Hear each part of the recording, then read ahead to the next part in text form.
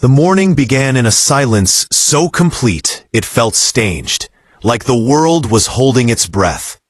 Sunlight spilled gently through the sheer curtains of a luxury mountain resort, painting the walls in gold and warmth. Yet something about the calm felt unnatural. It was the kind of quiet that comes just before disaster, when life pauses for a fraction of a second before breaking into pieces. Oliver Crestwood lay awake in his bed, staring at the ceiling, already exhausted by thoughts that had followed him even into sleep. He had everything a man could want, everything people spent their lives chasing, yet peace remained the one thing he could never quite grasp. Oliver was a billionaire, known across continents for his sharp mind and unshakable composure. Boardrooms bent to his presence, markets reacted to his decisions, and people spoke his name with a mix of awe and fear. But alone, in moments like this, he felt smaller than he ever allowed himself to admit. His chest carried a constant pressure, the weight of responsibility and expectation, the fear that if he stopped moving for even a moment, everything he built would collapse. This mountain retreat was meant to give him rest, a rare pause from the relentless pace of power. Instead, it felt like a fragile illusion. The soft rustle of curtains and the distant hum of housekeeping echoed faintly through the suite. It all felt almost storybook. Like a carefully curated scene, meant to convince him that life was still gentle, still safe. His wife, Helena, moved quietly across the room, her presence familiar yet distant. Their marriage had once been filled with laughter and ambition, shared over late-night dreams. But over the years, those dreams had hardened into schedules, negotiations, and unspoken resentment. That morning, she smiled at him, a small, practiced smile that carried warmth on the surface and uncertainty beneath it. She brought him a delicate porcelain cup filled with fragrant herbal tea, the steam rising softly between them. The scent was calming, grounding, something meant to soothe a restless mind. She sat close, her robe gliding softly as she leaned in, her eyes lingering on him just a moment too long. There was something watchful in her gaze, something cautious, as if she were waiting for an invisible signal. But Oliver didn't notice. He trusted her. He trusted the routine, the familiar rhythm of a life he believed, despite everything, was still intact. Then, the silence shattered. A scream ripped through the hallway with such force it felt physical, as if it slammed into the walls and bounced back into the room.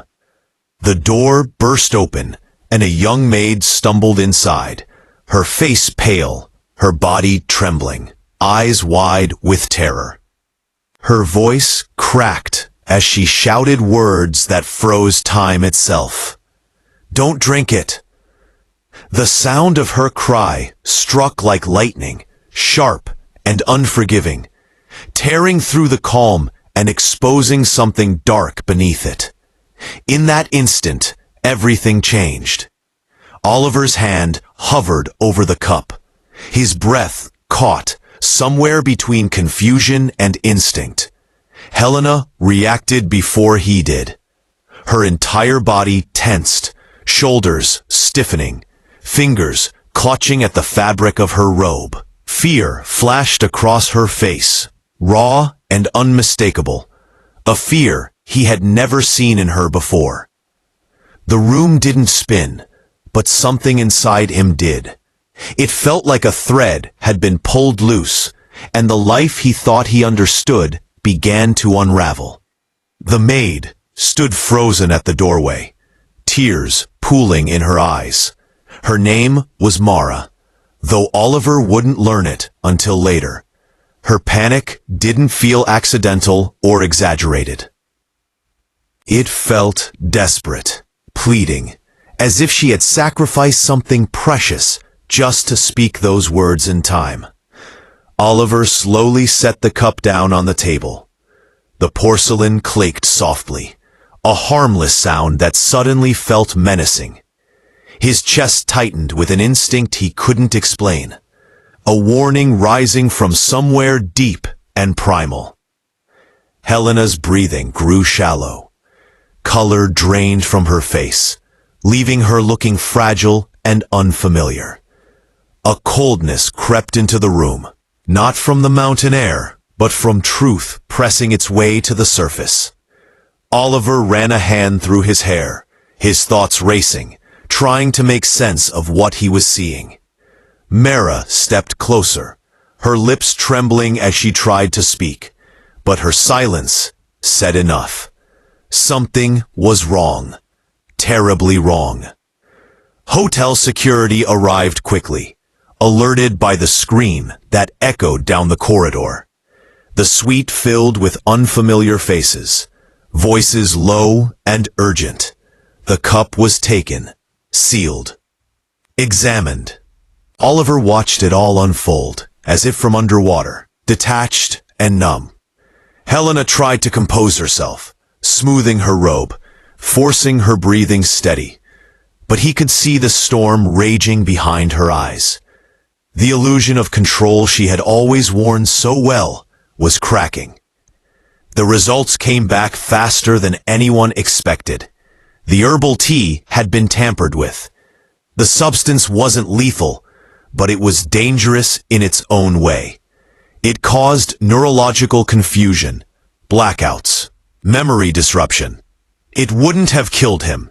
It would have erased him, slowly and quietly. A man like Oliver Crestwood didn't need to be dead to be destroyed. All it took was control. As the truth emerged, heartbreak followed close behind. Helena hadn't acted out of cruelty or hatred. She had been manipulated, cornered by fear she didn't know how to escape. Her brother, Quentin, was drowning in debt, chasing a lifestyle he could no longer afford. He saw Oliver's wealth as salvation, the only rope keeping him from sinking. Quentin fed Helena lies, convincing her that Oliver planned to leave her with nothing, that everything she had sacrificed would be stripped away. He preyed on her insecurities, on the loneliness she felt living beside a man who was always present and yet never truly there. In her fear, Helena made a decision that would haunt her forever. She agreed to add the substance to Oliver's tea just once. Just enough, she was told, to make him confused during critical meetings involving massive financial decisions. Quentin would step in, influence the outcomes, and secure millions. Helena believed it was temporary, controlled. What she didn't know was that Quentin planned to frame her, disappear with the money, and leave her to face the consequences alone. Mara had seen Quentin in the suite earlier that morning. She overheard fragments of a conversation, noticed his nervous energy. Later, while cleaning, she found a small vial he dropped. Something about it felt wrong.